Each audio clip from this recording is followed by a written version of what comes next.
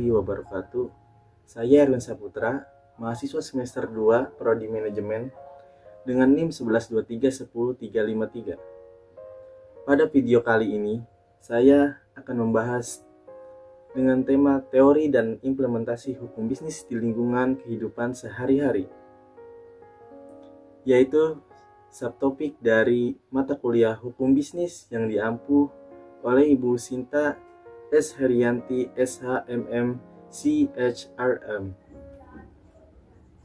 Teori dan implementasi hukum bisnis di kehidupan sehari-hari.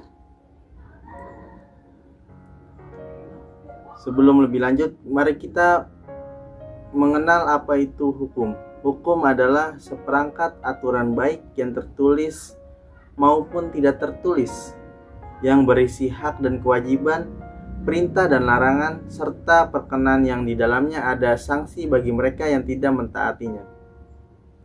Tujuan hukum itu ada 3, yaitu keadilan, kemanfaatan, serta kepastian hukum. Keadilan. Tujuan hukum yang pertama adalah untuk menciptakan keadilan. Hal ini pertama kali dikemukakan oleh filsuf Yunani yakni Aristoteles dengan teori etis. Teori etis atau ethical theory berpandangan bahwa tujuan hukum adalah untuk dicapainya keadilan bagi masyarakat. Keadilan distributif, perlakuan diberikan berdasarkan jasa seorang. Keadilan komutatif, perlakuan diberikan tanpa melihat jasa seseorang. Kemanfaatan. Tujuan hukum yang kedua adalah kemanfaatan. Tujuan hukum ini digagas oleh Jeremy Bentham. Hukum harus memberikan kemanfaatan, keuntungan yang sebesar-besarnya bagi masyarakat. Sesuatu dianggap memberikan manfaat, keuntungan jika menambah kebahagiaan dan mengurangi penderitaan.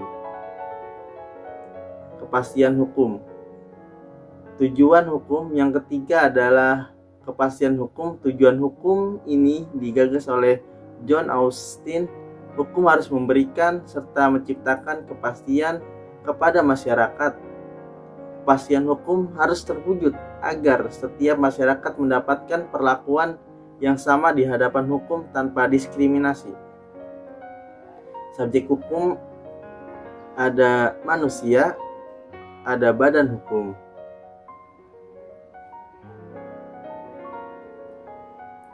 Fungsi hukum ada rekayasa sosial, pemeliharaan ketertiban, kontrol sosial, serta penyelesaian sengketa.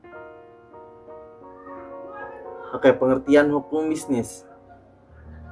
Kalau hukum seperangkat aturan baik yang tertulis maupun tidak tertulis, yang berisi hak dan kewajiban, perintah dan larangan, serta perkenan yang di dalamnya ada sanksi bagi mereka yang tidak mentaatinya. Lalu ada bisnis. Bisnis seluruh aktivitas dan usaha untuk mencari keuntungan dengan penyediaan barang dan jasa yang dibutuhkan bagi sistem perekonomian. Jadi hukum bisnis bisa diartikan keseluruhan dari peraturan-peraturan hukum baik yang tertulis maupun tidak tertulis, maupun yang mengatur hak dan kewajiban yang timbul dari perjanjian maupun perikatan yang terjadi dalam praktik-praktik bisnis. Diskursus di hukum bisnis. Ada pasar modal, perusahaan, kepailitan, energi dan sumber daya alam, HKI, arbitrase, kontrak, persaingan usaha, ketenaga kerjaan, perbankan, serta transaksi bisnis. Hukum perusahaan dan badan usaha. Badan usaha, organisasi yang terstruktur dalam mengelola faktor-faktor produksi untuk mendapatkan keuntungan. Perusahaan, suatu unit kegiatan yang melakukan aktivitas pengelolaan faktor produksi untuk menyediakan barang dan jasa bagi masyarakat, mendistribusikan serta melakukan upaya-upaya lain untuk memperoleh keuntungan dan memuaskan kebutuhan masyarakat.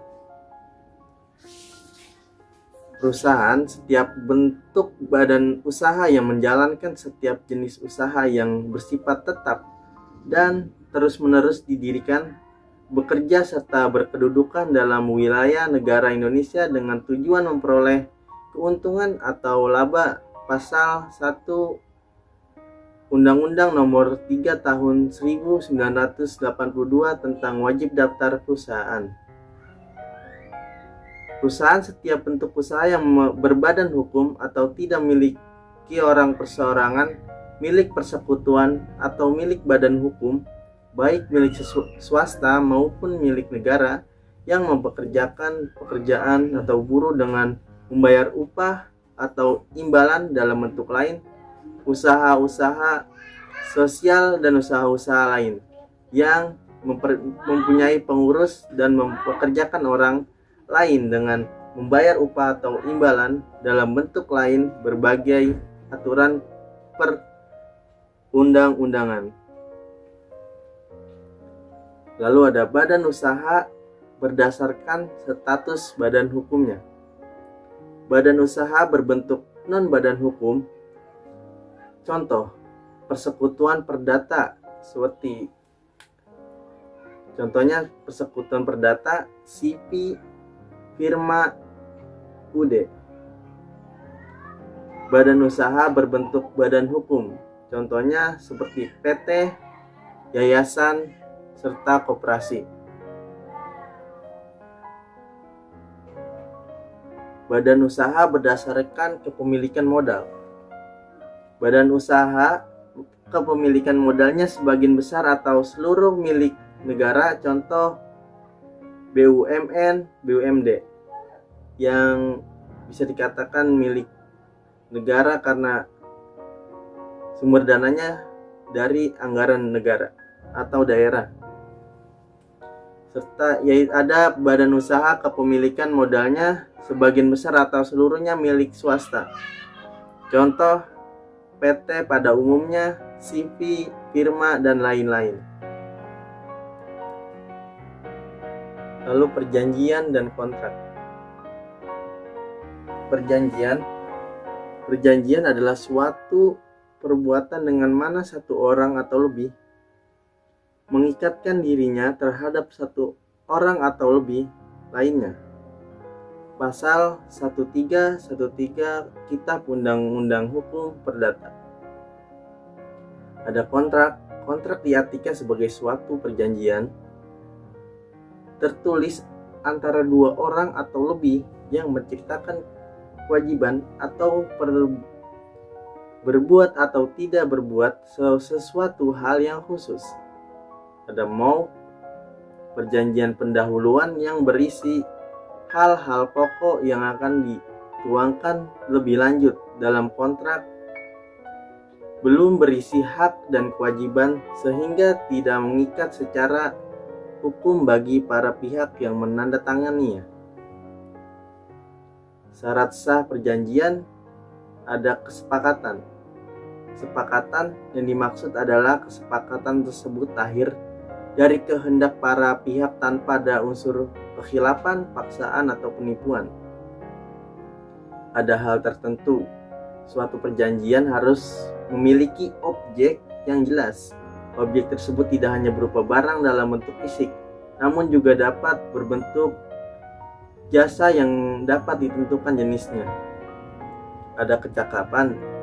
Kecakapan yang dimaksud dalam hal ini berkaitan dengan kepribadian para pihak untuk membuat perjanjian. Ada kausa halal.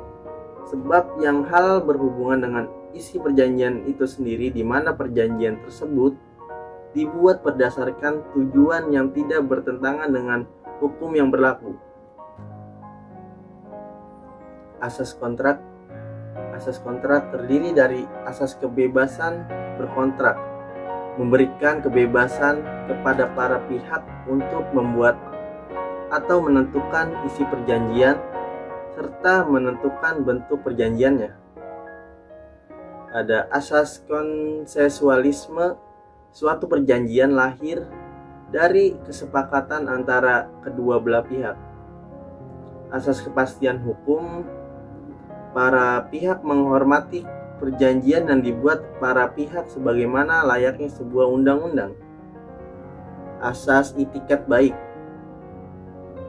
Para pihak harus mengedepankan itikat baik dalam melaksanakan perjanjian. Ada asas kepribadian. Para pihak yang melakukannya dan atau membuat kontrak mengikat dan untuk kepentingannya sendiri. Penyelesaian sengketa. Penyelesaian sengketa ada pengadilan dan di luar pengadilan.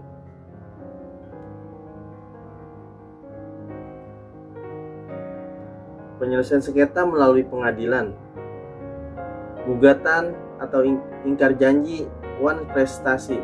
Gugatan wan prestasi diatur dalam pasal 1243 Kitab Undang-Undang Hukum Perdata. Penggantian biaya kerugian dan bunga perikatan mulai diwajibkan bila debitur walaupun telah dinyatakan lalai tetap lalai untuk memenuhi perikatan itu, atau jika sesuatu yang harus diberikan atau dilakukannya hanya dapat diberikan atau dilakukannya dalam waktu yang melampaui waktu yang telah ditentukan. Gugatan perbuatan melawan hukum. Gugatan perbuatan melawan hukum diatur di dalam pasal 1365 Kitab Undang-Undang Hukum Perdata. Tiap perbuatan yang melanggar hukum dan membawa kerugian kepada orang lain mewajibkan orang yang menimbulkan kerugian itu karena kesalahannya untuk menggantikan kerugian tersebut. Ada penyelesaian sengketa di luar pengadilan. Ada arbitrase. Arbitrase didahului oleh perjanjian arbitrase atau klausul arbitrase.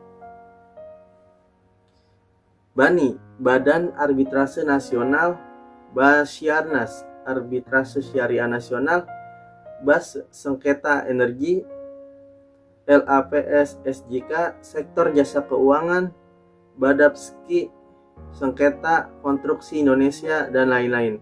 Para pelaku bisnis yang bersengketa cenderung memilih penyelesaian secara arbitrase karena lebih memberikan kepastian hukum. Lalu ada APS, alternatif penyelesaian sengketa. Selain arbitrase, terdapat APS di luar pengadilan, yakni konsultasi, negosiasi, mediasi, konsiliasi, dan penilaian ahli. Dalam sengketa bisnis, APS jarang dipilih oleh para pihak yang bersengketa. Arbitrase dan APS diatur di dalam Undang-Undang Nomor 30 Tahun 1999 tentang arbitrase dan alternatif penyelesaian sengketa. Di sini hukum bisnis bisa dikatakan sebagai pengatur kita dalam berbisnis, dan agar kita tidak dalam berbisnis tidak sewenang-wenang dan menurut aturan-aturan yang sudah ditentukan. Implementasi hukum bisnis di kehidupan sehari-hari bisa dilihat dalam berbagai aspek, termasuk 1. Perjanjian dan kontrak. Hukum bisnis mengatur pembuatan, pelaksanaan, dan penyelesaian sengketa yang muncul dari kontrak antara individu atau perusahaan ini, termasuk kontrak kerja, sewa, jual beli, dan layanan. 2. Perlindungan konsumen. Hukum bisnis melindungi hak-hak konsumen terhadap produk yang cacat, iklan yang menyesatkan, dan praktek bisnis yang tidak adil. Contohnya adalah peraturan tentang garansi produk dan kebijakan pengembalian barang. 3. Hak kekayaan intelektual. Hukum bisnis melindungi hak cipta paten dan merek dagang ini penting untuk memastikan bahwa inovasi dan kreativitas individu atau perusahaan dilindungi dari pencurian atau penggunaan tanpa izin. 4. Perizinan dan regulasi. Bisnis harus mematuhi berbagai peraturan dan perizinan yang berlaku, seperti izin usaha, peraturan lingkungan, dan standar kesehatan dan keselamatan. 5. Pajak. Hukum bisnis mengatur kewajiban pajak bagi individu dan perusahaan, termasuk pajak penghasilan, pajak pertambahan nilai, dan pajak lainnya. Tenaga kerja. Hukum bisnis melindungi hak-hak pekerja termasuk upah minimum, jam kerja, perlindungan terhadap diskriminasi, dan keselamatan kerja. Persaingan usaha. Hukum bisnis mencegah praktek monopoli dan kartel serta memastikan persaingan yang sehat di pasar. Jadi kesimpulannya, implementasi hukum bisnis di kehidupan sehari-hari sangat krusial dan menciptakan lingkungan bisnis yang adil, efisien, dan transparan. Hukum bisnis melindungi semua pihak yang terlibat dalam aktivitas ekonomi, dari individu konsumen hingga perusahaan besar, serta memastikan bahwa setiap transaksi dan operasi bisnis berjalan sesuai dengan aturan yang berlaku. Dengan adanya hukum bisnis, pertumbuhan ekonomi dapat didorong melalui inovasi, persaingan sehat, dan perlindungan terhadap hak-hak semua pihak. Itulah video presentasi dari saya mengenai teori dan implementasi hukum bisnis di kehidupan sehari-hari. Semoga dapat menambah wawasan teman-teman semua. Saya mohon dimaafkan bila ada kesalahan dalam perkataan. Sekian, terima kasih. Wassalamualaikum warahmatullahi wabarakatuh.